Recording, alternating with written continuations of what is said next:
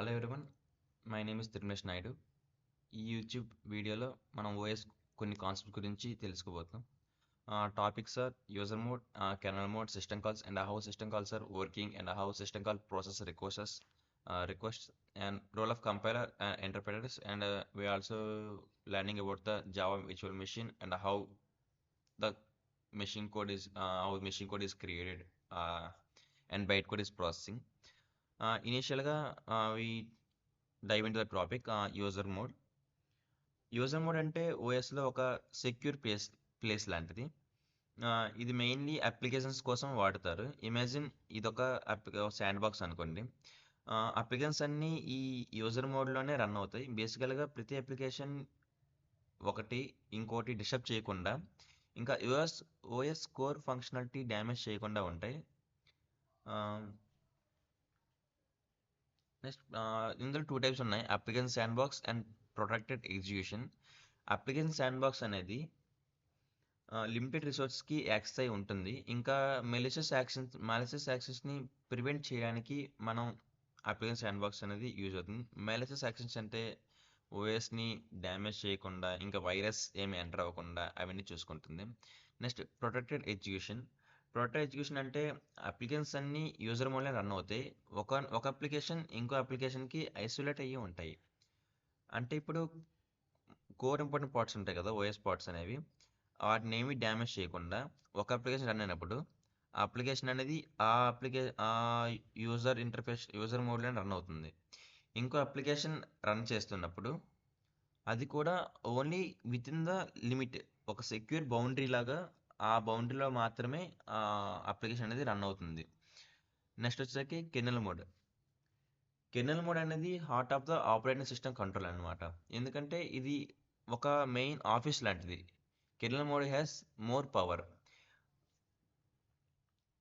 Kernel mode gives complete access to the system resources అనమాట.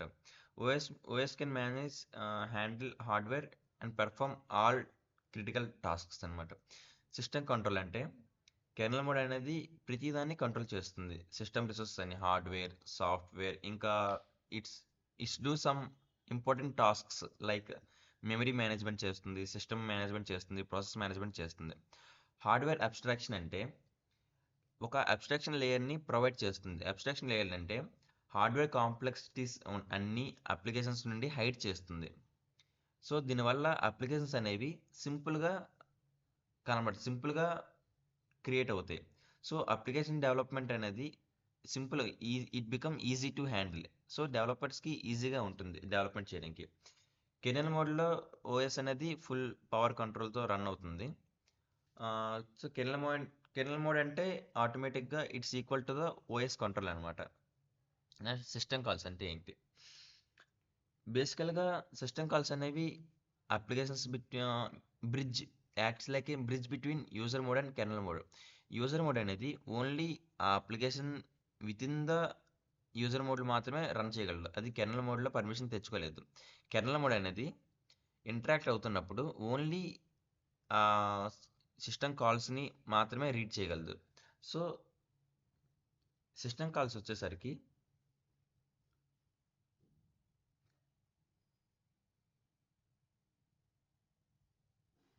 ఇందులో three parts ఉంటాయి: intermediaries, kernel interaction and secure interaction. Intermediaries అంటే system call అనేది ఒక bridge లాగా యూజర్ అప్లికేషన్స్కి కెర్నల్కి ఒక బ్రిడ్జ్ లాగా సేఫ్ అండ్ సెక్యూర్ కమ్యూనికేషన్ని బిల్డ్ చేస్తుంది. కెర్నల్ ఇంటరాక్షన్ అంటే ఒక అప్లికేషన్కి రిస్ట్రిక్టెడ్ రిసోర్సెస్ ఉంటాయి, అది యూజర్ మోడ్లో యాక్సెస్ చేయలేదు. దానికి ఒక సిస్టమ్ కాల్ని ప్రొవైడ్ చేస్తాం. సిస్టమ్ కాల్ ప్రొవైడ్ చేసినప్పుడు ఆటోమేటిక్గా మనం దీని నెక్స్ట్ మనం చదువుతాం. ఆటోమేటిక్గా ఒక ఫంక్షన్ ఇంకా పారామీటర్స్ కూడా పాస్ చేయొచ్చు. Next, secure interaction. ఈ ఇంటరాక్షన్ అవుతున్న సిస్టమ్ కాల్ వెళ్ళే ఫ్లో అనేది వెరీ సేఫ్ అనమాట. ఎందుకంటే స్ట్రిక్ట్ కంట్రోల్ ఫ్లోని ఫాలో అవుతుంది. యూజర్ మోడ్ అనేది కెర్నల్ని యాక్సెస్ చేయలేదు, కెర్నల్ అనేది యూజర్ మోడ్ని యాక్సెస్ చేయలేదు. ఇప్పుడు సిస్టమ్ కాల్స్ ఎలా వర్క్ అవుతాయి అనుకుంటే బేసికల్గా 5 స్టెప్స్ ఉంటాయి. మనం ఒక 3 చెప్పుకుంటాం. ట్రాప్ ఇన్స్ట్రక్షన్ అంటే ఇన్స్ట్రక్షన్ ట్రిగర్ అవుతుంది కదా యూజర్ మోడ్లోన. యూజర్ మోడ్ నుంచి కెర్నల్ మోడ్కి ఏదైనా ఇన్స్ట్రక్షన్ ట్రిగర్ అయినప్పుడు ఆ ఓఎస్ అనేది కంట్రోల్ చేస్తుంది అనమాట. సిస్టమ్ నెంబర్ కాల్ అంటే స్పెసిఫిక్ ఏ ఫంక్షన్ రన్ అవ్వాలో దానికి ఒక నెంబర్ని అసైన్ చేస్తుంది మామూలుగా. Like telling the messenger which message to deliver, ఏ మెసేజ్ డెలివర్ అవ్వాలో మెసెంజర్కి చెప్తుంది. Next parameter passing. Parameter passing అంటే మనం ఇది ఒక ఆప్షన్ అనుకోవచ్చు. లైక్ అప్లికేషన్ అనేది పారామీటర్స్ కూడా పాస్ చేయొచ్చు. ఎందుకంటే ఎడిషనల్ ఇన్ఫర్మేషన్ ఇవ్వాలి అనుకుంటే ఆ టాస్క్కి ఇంకా అది యాడ్ చేస్తుంది. నెక్స్ట్ వచ్చి కెర్నల్ ఎగ్జిక్యూషన్ అంటాం. కెర్నల్ ఎగ్జిక్యూషన్ అంటే ఆపరేటింగ్ సిస్టమ్ అనేది ఇప్పుడు కెర్నల్ మోడ్లో ఉంటుంది. కెర్నల్ మోడ్లో సిస్టమ్ కాల్ని రిసీవ్ చేసుకొని ఇంకా పారామీటర్స్ అన్ని కూడా రిసీవ్ చేసుకొని ఆ ఎడిషనల్ ఇన్ఫర్మేషన్ కూడా రిసీవ్ చేసుకొని అది దానికి according to the system call టాస్క్ని కంప్లీట్ చేస్తుంది. Next return to user mode. Starting trap ఇన్స్ట్రక్షన్లో మనకి యూజర్ మోడ్ నుంచి కెర్నల్ మోడ్కి వెళ్ళడానికి ఒక ట్రిగర్ అవుతుంది కదా, మనం ట్రాప్ చేస్తున్నాం ఆ ఇన్స్ట్రక్షన్ని. మళ్ళీ ఈ సిస్టమ్ కాల్లో ఎగ్జిక్యూషన్ అయిపోయాక యూజర్ మోడ్కి ఆ డేటాని పంపిస్తుంది. లెట్స్ ఒక ఎగ్జాంపుల్ తీసుకుందాం. మనము సి ప్రోగ్రామ్ ఉంది కదా, సపోజ్ రైట్ అనే ఫంక్షన్ ఉంది, లేకపోతే ఓపెన్ అనే ఫంక్షన్ ఉంది. మనం ఏం రాస్తాం, రైట్ అని రాసి రైట్ బ్రాకెట్లో ఓపెన్ ఫైల్ పాత్, ఇంకా మాడిఫై చేయాలంటే మాడిఫై చేయాల్సింది రాస్తాం. రాసినప్పుడు ఆ రైట్ అనేది ఫంక్షన్ కాల్ అనమాట, అది సిస్టమ్ కాల్. సో రైట్ అనే ఆపరేషన్ని సిస్టమ్ కాల్ జనరేట్ చేసి మనం ఏ డేటా మార్చాలనుకుంటున్నామో, ఏ డేటా రాయాలనుకుంటున్నామో ఆ డేటా రాస్తాం. అప్పుడు కెర్నల్ మోడ్ అనేది రిక్వెస్ట్ని రిసీవ్ చేసుకుంటుంది. రిసీవ్ చేసుకొని ఆ డిస్క్లోకి డేటాని రైట్ చేస్తుంది. ఒక్కసారి రైట్ చేశాక మళ్ళీ మెసేజ్ సక్సెస్ అనే మెసేజ్ని, సక్సెస్ అయితే సక్సెస్ అనే మెసేజ్ని పంపిస్తుంది బ్యాక్కి. నెక్స్ట్ వచ్చేసరికి కంపైలర్స్, ఇంటర్ప్రిటర్స్ అనమాట. యాక్చువల్గా కంపైలర్ అనేది మొత్తం సోర్స్ కోడ్ని హై లెవెల్ ప్రోగ్రామింగ్ లాంగ్వేజ్లో ఉన్న సోర్స్ కోడ్ మొత్తాన్ని తీసుకొని ఒక్కసారిగా అది మిషన్ కోడ్ కింద కన్వర్ట్ చేసేస్తుంది. సో మిషన్ కోడ్ అంటే basically series of instructions that computer processor can directly execute. Computer processor అనేది డైరెక్ట్గా మిషన్ కోడ్ని ఎగ్జిక్యూట్ చేస్తుంది అనమాట. మన సోర్స్ కోడ్ ఎప్పుడు కంప్యూటర్కి అర్థం కాదు, కంప్యూటర్కి అర్థమైతే machine code or byte code.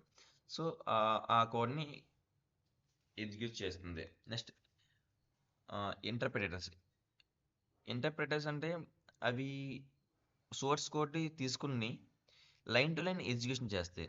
Line to line execution చేయడం వల్ల మనకి ఫ్లెక్సిబిలిటీ ఇంకా పోర్టబిలిటీ పెరుగుతాయి అన్నమాట.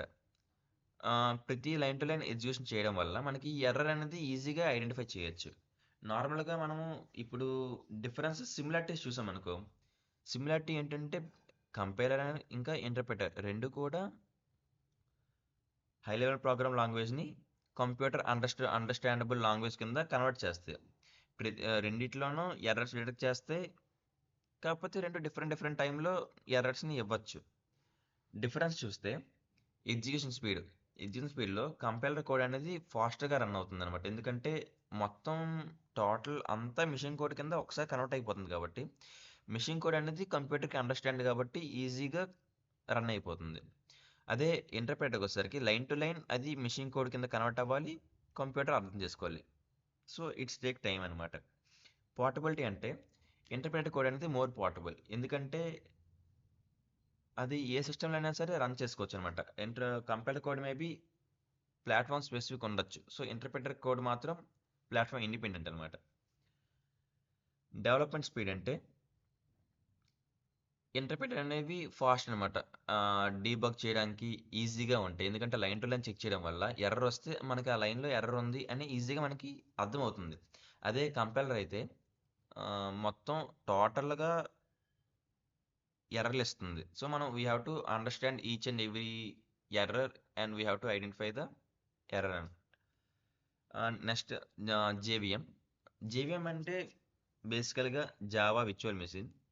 జావా ప్రోగ్రామ్స్ అన్నీ రన్ చేయడానికి ఒక విర్చువల్ మెషిన్ కింద యాక్ట్ చేస్తుంది.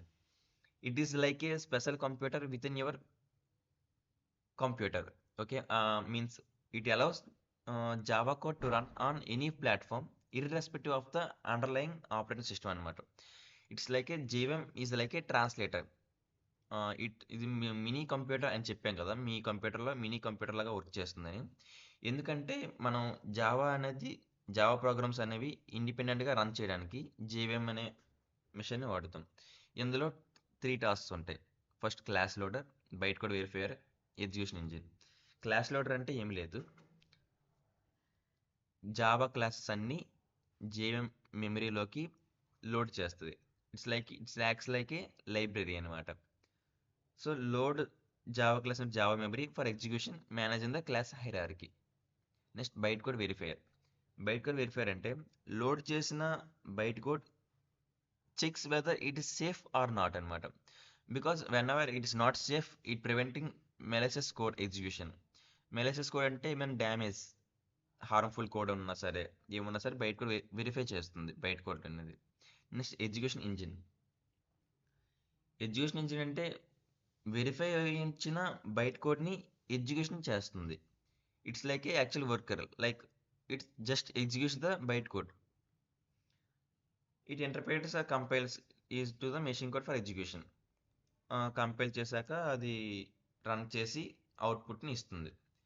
Next JVM memory management and byte code execution. అసలు యాక్చువల్గా జేవిఎం మెమరీలో ఏమవుతుంది, మెమరీ ఎలా మేనేజ్మెంట్ చేస్తుంది అని చెప్పాలంటే ఫస్ట్ ఇనిషియల్గా 3 టాపిక్స్ ఉంటాయి. హీప్కి వచ్చేసరికి ఏదైనా ప్రోగ్రామ్ రన్ చేస్తున్నప్పుడు క్రియేట్ అయిన ఆబ్జెక్ట్స్ అన్నిటిని స్టోర్ చేస్తుంది. It's like a storage area. Heap అనేది ఆబ్జెక్ట్ని create during the program execution అవుతున్నప్పుడు డైనమిక్గా మెమరీ అనేది అలొకేట్ చేస్తుంది హీప్ అనేది. Next is stack. స్టాక్ అంటే stack manages method calls local variables temporary data providing space of function execution. Stack provides ప్రతి దానికి సెపరేట్ బ్లాక్ ప్రొవైడ్ చేస్తుంది. ఆ ఫంక్షన్ రన్ అవుతున్నప్పుడు ఆ ఫంక్షన్లో ఉన్న గ్లోబల్ వేరియబుల్స్ అన్ని ఒక దీంట్లో స్టోర్ చేస్తుంది, టెంపరీ వేరియబుల్స్ ఒక దీంట్లో స్టోర్ చేస్తుంది. నెక్స్ట్ ఫంక్షన్ కాల్ అయినంత వరకు స్టాక్లో టెంపరీ డేటా స్టోరేజ్ కింద వాడతారు. After the completion of function call the data will automatically erased or deleted. Next method area. Method area అంటే ఆ క్లాస్ డెఫినేషన్స్, మెథడ్స్, కాన్స్టెంట్స్ అన్ని స్టోర్ చేస్తుంది. It's like a central library. It's provide central repository for shared data. బేసికల్గా JVM Java programs run చేయడానికి ఒక important component JVM అనేది. It makes Java programs platform independent. So మనం చెప్తాం Java is a platform independent language అని. ఎందుకంటే because of JVM అనమాట. JVM అనేది ఆపరేటింగ్ సిస్టంలో రన్ అవుతుంది. Next is difference between compilation and interpretation. మనం ఇందాక చూసినట్టు కంపైలర్కి ఇంటర్ప్రిటర్ తేడాలోన ఏంటంటే ఫస్ట్ పర్ఫార్మెన్స్ వచ్చేసరికి compilers generally offer better performance due to the total code is converted into byte code, so it is easy to run the code in the computer. Next, portability. Whenever it comes to portability, interpreters are generally more portable because the code is the line to line executed in line to line converted into the byte code, so it is easy to identify. Next, development speed is like for debuggers. So when we find any error, ఏదైనా error find చేసినా సరే మనం ఈజీగా find చేయొచ్చు debug చేసిన దాకా. So development speed అంటే డెవలపర్కి ఈజీగా ఉండాలి. సో ఇంటర్ప్రిటర్స్ అనేవి ఫేవర్ టు ద డెవలప్మెంట్. కానీ compiler is better for large projects చేయాలంటే కంపైలర్ అనేది చాలా బెస్ట్. Thank you.